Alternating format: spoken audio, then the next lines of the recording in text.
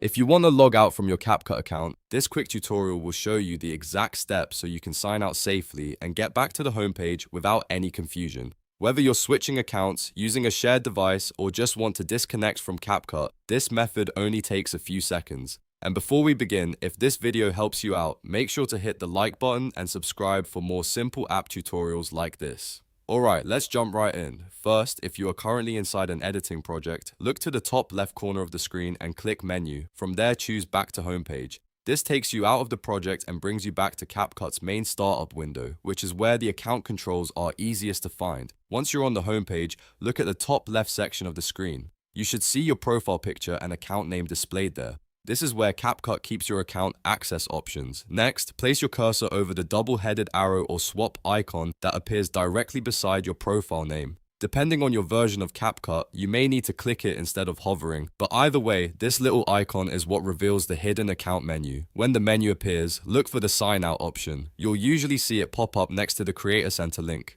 Click Sign Out to begin the logout process. At this point, CapCut may ask you to confirm that you want to end your session. If a confirmation box appears, simply select Confirm to finish signing out, and that's it.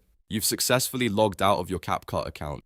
If you need to switch to another profile or you're done using this device, this is the safest way to make sure your account is signed out properly. If this video helped, don't forget to like, subscribe, and turn on notifications for more easy CapCut tips, app fixes, and step-by-step tutorials. Thanks for watching, and I'll see you in the next one.